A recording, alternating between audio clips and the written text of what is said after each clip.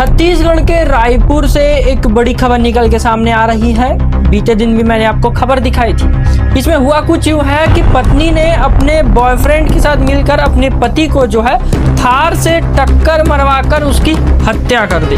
आपने खबर पढ़ी होगी, बीते दिन मैंने दिखाया था कि ग्राम मठ सौगौन के पास जो है एक लगभग 30, 35, 40 साल के युवक का शव मिला था, जिसके बाद जो है पुलिस एफएसएल और डॉग स्क्वाड के साथ पहुंची थी। मामला दर्ज कर विवेचना करी जा रही थी।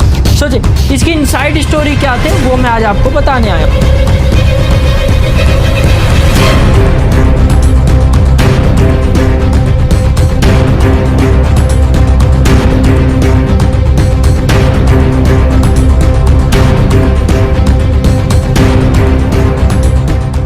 नमस्कार, मेरा नाम प्रांजल यादव है। आप छत्तीसगढ़ टाइम पॉडकास्ट और क्राइम से जुड़ी हुई चीजें आप देख रहे हैं।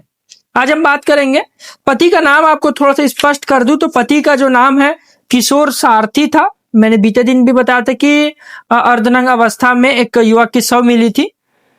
ये जो शव मिला था इसकी इनसाइड स्टोरी कुछ ऐसी, पहले आपको हुक वर्ड बता देता हूं। इसमें हुआ कुछ यूं था कि जो किशोर सारथी था इसकी हत्या करी गई थी। करने वाला कौन था बताएं तो उसकी पत्नी के बॉयफ्रेंड और उसके दो दोस्तों ने मिलकर एक कृत्य करा था। लगभग अगर बताऊं तो किशोर सारथी की हत्या करी गई थी।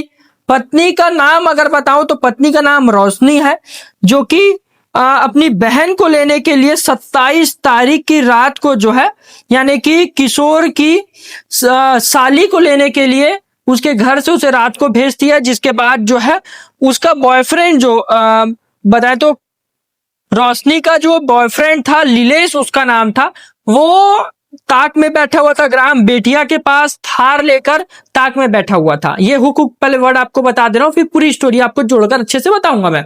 ताक में बैठा हुआ था, जिसके बाद जो है वो अपने दोस्तों के साथ थार से पहले टक्कर मारता है किशोर सारथी को, जिसके बाद जो है दूर जा फेंकाता है, फिर तड़पते हुए उसकी मौके पर ही मौत हो जाती है। ये हुक स्टोरी थी। अब इनसाइड स्टोरी पूरी क्या थी, क्यों ऐसी घटना हुई, क्यों आखिरकार रोशनी ने जो है अपने पति किशोर को मरवाने के लिए लीलेश के साथ मिलकर उसके दो दोस्तों के साथ एक कृत्य रचा, ये आपको बताता हूं मैं।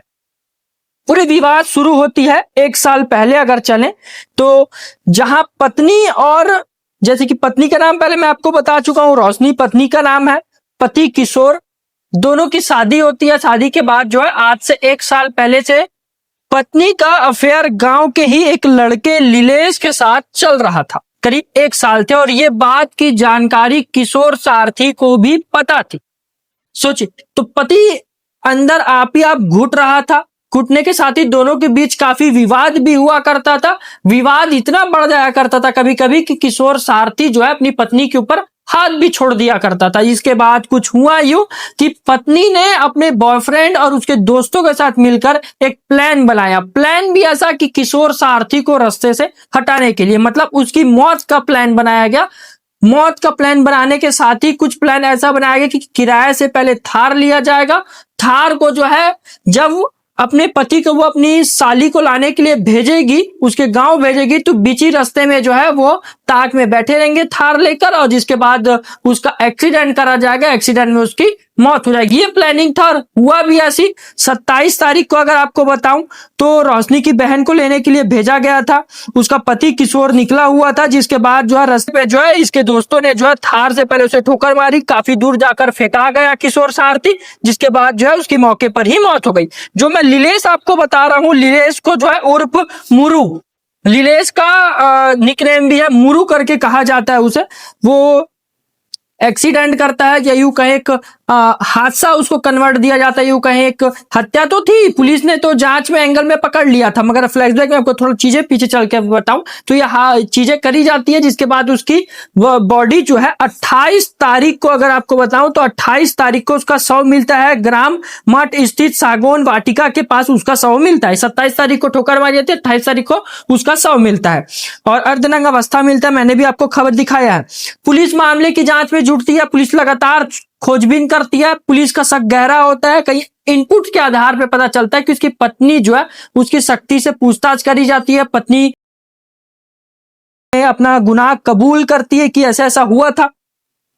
पति और पत्नी दोनों ही के बीच के संबंध ठीक नहीं थे, जिसके बाद जो अपने बॉयफ्रेंड के साथ मिलकर जो है रोशनी ने यह कृत्य किया था। जिसके बाद पुलिस ने पत्नी से अच्छे से पूछताछ करती है, तो एक एक नाम सामने आते जाते हैं।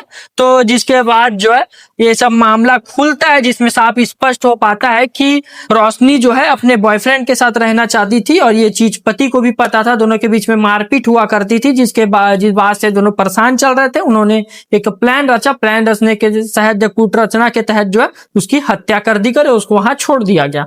जिस मामले में पुलिस ने तत्काल संज्ञान लेते हुए जो है तीनों चारों आरोपियों को पकड़ लिया है।